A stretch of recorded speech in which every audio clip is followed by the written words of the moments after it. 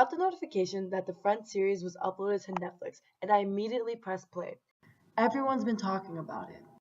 I always watched episodes here and there when it was on TV, but now I could finally follow the entire storyline. In 4 short weeks, I watched all 10 seasons of the show.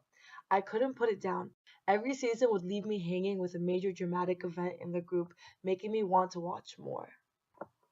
I felt like I had become a part of their group of friends, as if I had shared all of their experiences, happy and sad.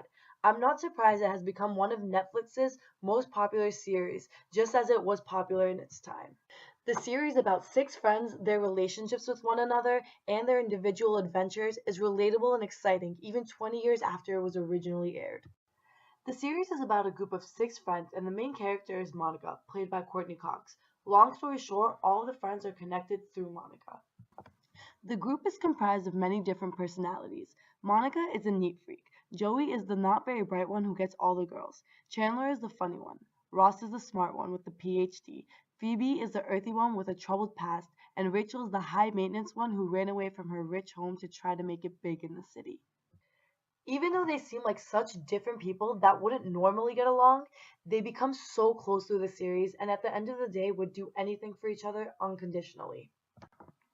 Throughout the series, they all date different people and have their own personal issues, but at the end of the day, they all hang out at the coffee house or at Monica's apartment and help each other out with everything. But it starts to get more interesting when they start falling for each other. Here's what a typical afternoon at the coffee house sounds like. Hey, buddy. Hey, Joey, what would you do if you were omnipotent? Probably kill myself. Excuse me? Hey, if little Joey's dead, then I got no reason to live. Joey, omnipotent. You are? Awesome. How could you not love Joey? Personally, their tight-knit friendship and unconditional love for one another reminded me a lot of my group of friends. I would often relate the series to my own life. Every episode would make me laugh, sometimes even to the point where I'd start crying. I love the uplifting atmosphere filled with humor. My favorites would have to be when Phoebe would make everyone feel uncomfortable with her unfiltered comments.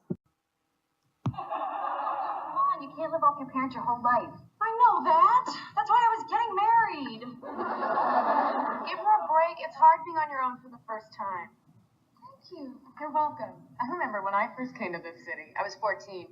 My mom had just killed herself, and my stepdad was back in prison. And I got here, and I didn't know anybody. And I ended up living with this albino guy who was like cleaning windshields outside Port Authority. And then he killed himself. And then I found aromatherapy. So believe me, I know exactly how you feel. Lisa Kudrow always did an amazing job playing Phoebe. It wasn't always jokes though. I'm not ashamed to say some episodes made me cry.